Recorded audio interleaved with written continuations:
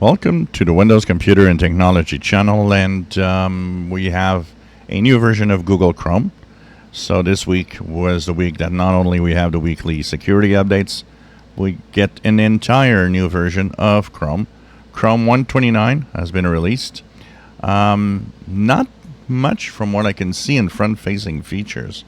So we'll see in the days ahead if anything new or interesting is really checked out for the browser, but for now it seems that we don't really have that much of new features.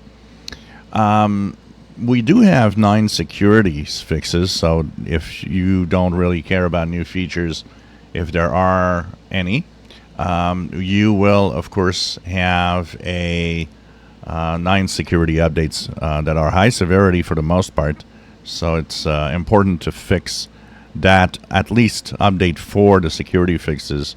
The browser is your first line of defense, and that's what keeps you secure, not your antivirus. The updates keep you secure.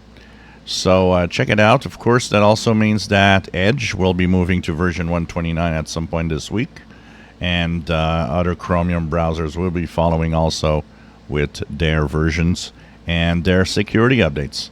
So it'll be interesting to see what happens next.